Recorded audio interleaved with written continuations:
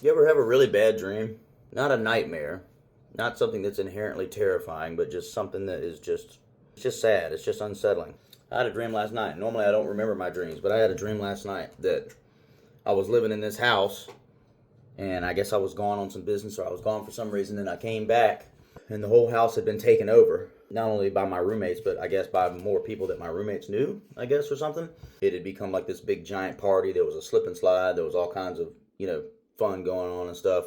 But I came in and I couldn't find my room. And I'm like looking around trying to find my room. And I kept asking people that I knew, like people that I thought were friends of mine in this dream, where is my room? Where am I at? Like, I don't recognize anything. Like, since I've been gone, all my stuff is gone. Like, where is my stuff at? Like, where have you, where's my room at? There was no room. Everybody kept telling me, no, there's not. Well, this is a big party house now. I guess you just don't live here anymore. And they had gotten rid of all my stuff. I guess they sold all my stuff. They did something with it anyhow. Yeah. So I'm wandering from room to room, all these different parties. You know what I mean? Trying to figure out where my place was going to be, and there was none.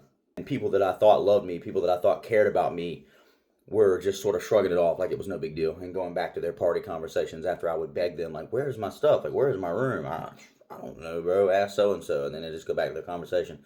And I asked person after person, as I went through the party, like, where's my stuff? Have you seen my stuff? No one had seen it. And I just didn't live there anymore.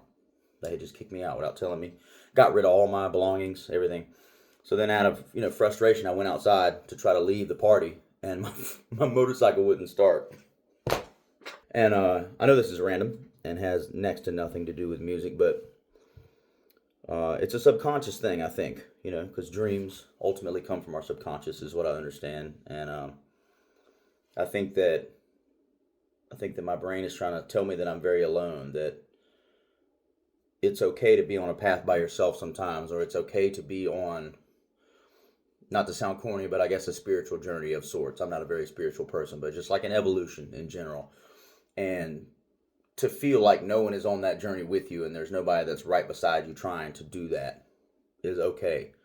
Because ultimately, the purest form of self-care is following that gut instinct, being a little bit selfish and saying, no, I know this is good for me, so I'm going to do it intentionally because it's good for me, not because it's what feels right or not because it's what the majority is doing. I'm going to do this thing because I know it's good for me, because I know in order to evolve, I have to accomplish A, B, and C. Not everyone has to be there with you. That's the thing. It's comforting to have people around you, but the harsh reality is that if you are comfortable, you're not growing. You have to be uncomfortable to grow. And if you feel comfortable, be very afraid. Be very afraid. If you feel comfortable, do something to make yourself uncomfortable. It was an incredibly uncomfortable dream, but then I woke up and I looked around and I realized, once again,